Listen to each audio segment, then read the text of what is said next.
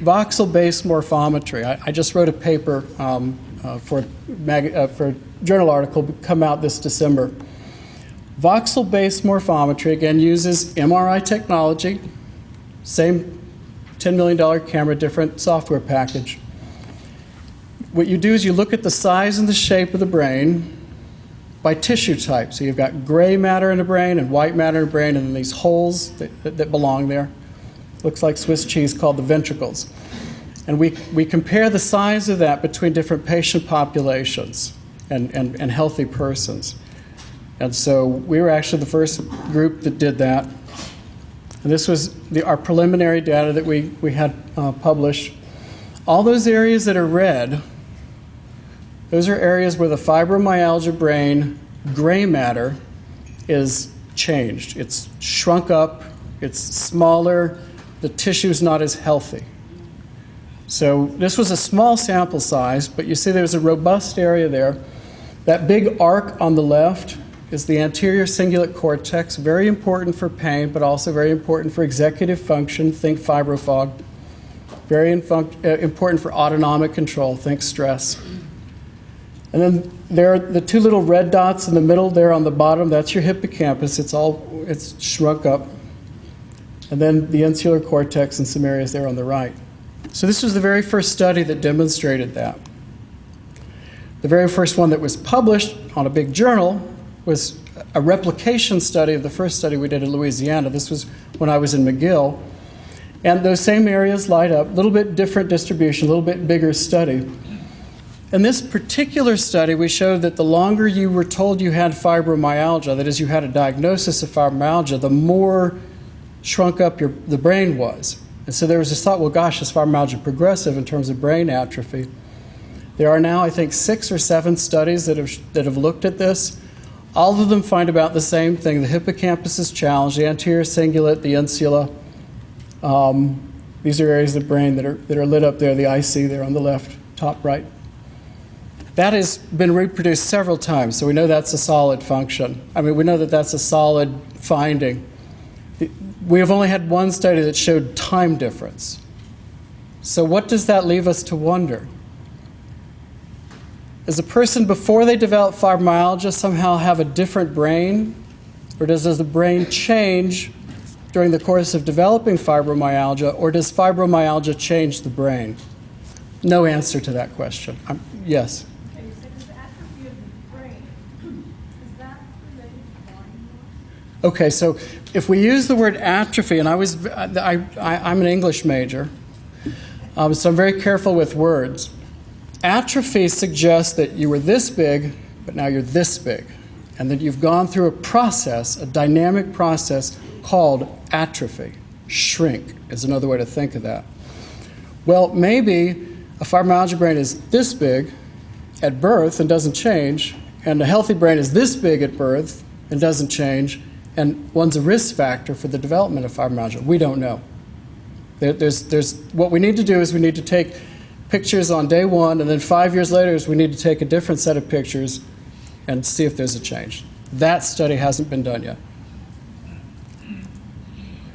This is my friend Tobias Schmidt-Wilke, is another researcher. He's a German, and he also reproduced these findings. These are just, like I said, pretty pictures. So now we need a new camera. Magnetic resonance imaging is nice. It's not invasive. You don't have to punch holes in anybody's skin. You don't have to put chemicals in them. You don't expose them to radioactivity. It's a very sweet technology. There's one sitting in every hospital in America. You just need to buy the software package to support your research. Okay? PET is a horse of an entirely different color. Positron emission tomography is radioactivity. Very, very small doses. You get more radioactivity from a CT scan than you do from PET. The nice thing about PET is we can watch your brain do something specifically with one chemical or another. So every PET scanner in America burns sugar because they make a ton of money looking for cancer. Okay? Everybody's got a sugar generator, and we can look at brain function, all these things. Nobody's done that in fibromyalgia yet. We need somebody to look at sugar metabolism in fibromyalgia brain. The problem with PET is it's very, very expensive. You need this thing called a cyclotron, which is the size of a big building, and it makes these chemicals. If you want to make something besides sugar, I did a study, I'm about to show you pictures, using a chemical called F-DOPA.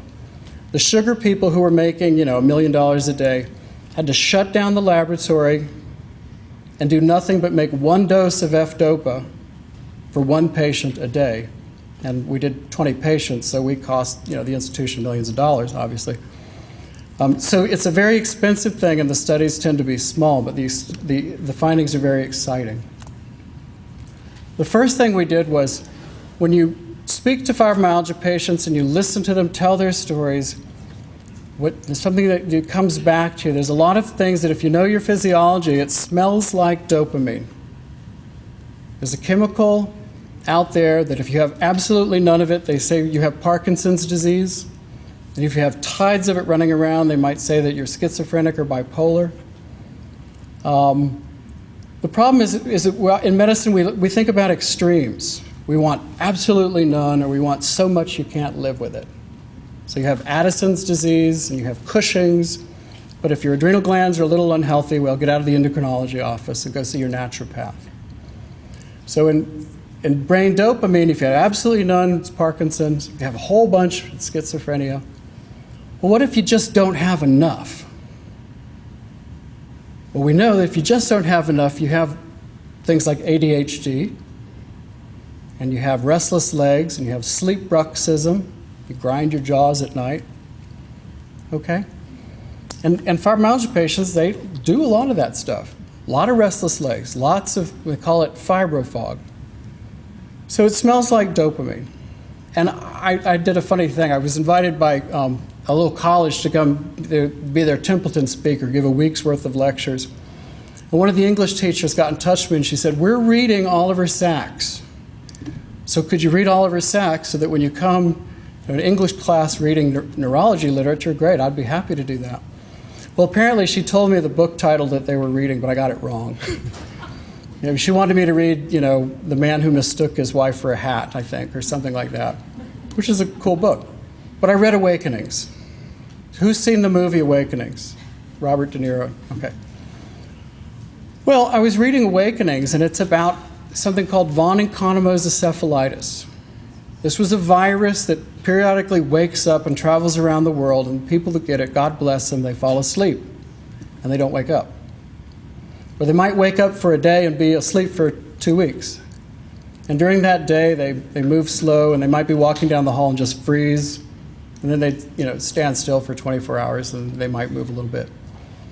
Turns out what they had was a virus that went in and ate up all the neurons that produce dopamine in their brain and shut them down. So it was a post-viral Parkinsonism. That's von Economo's encephalitis, the sleeping disease.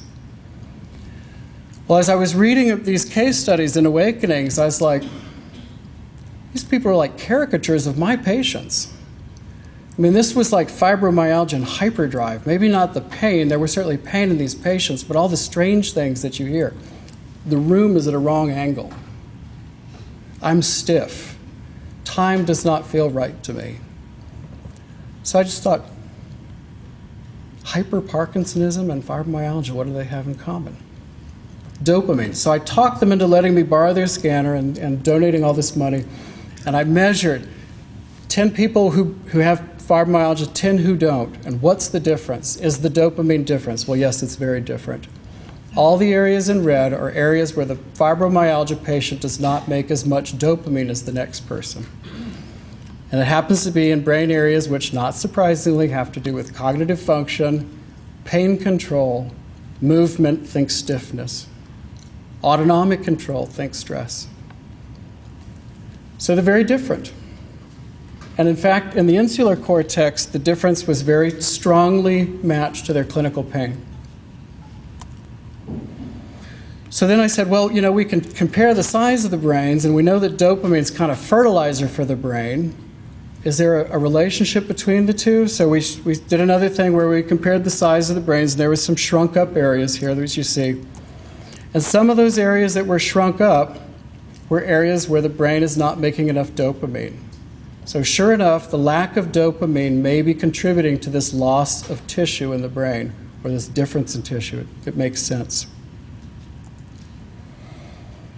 So another study I did, I put my job on hold and went up to Canada for a year on the invitation of McGill University.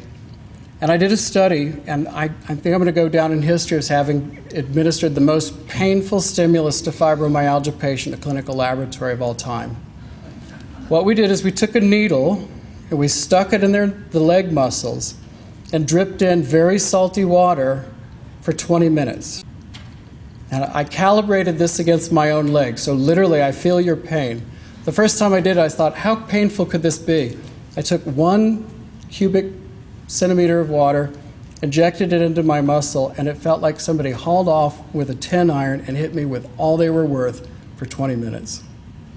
So we learned, have to do this very slowly and with a much lower volume of fluid. And we did that. Now this is track the pain over 20 minutes, okay? And what you see is on the bottom, those are healthy people. At about 10 minutes into this, 12 minutes into it, their pain starts going away. And what their brain is doing is saying, you know, that is not going to kill you. Stop feeling it. Shut it off. And they did. The fibromyalgia patient, 20 minutes into it, they're hurting like it was minute 1. They don't shut off the pain. And then we took pictures of their ability to release this chemical called dopamine in that brain center that in the Gracely study is bright green in healthy people and dark in fibromyalgia patients. And the colors are different, but you see on the left, the healthy person in that brain center is spraying dopamine all over the place. And that dopamine is like a filter. It just says, shut it off. It's not going to kill you. Make it go away. And what do you see on the right? Nothing.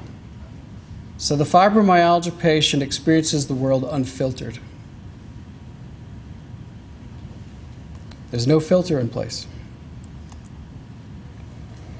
So as it turns out, in order for dopamine neurons to work, let me back up. In order for pain medicine to work, opioids, hydrocodone, morphine, fentanyl, the dopamine system has to be working. And what we found when we pull the spinal fluid out of patients, we found out they make all these endorphins. It's just a tide of endorphin. You think, well, endorphin's the feel-good chemical. Why aren't you people high all the time?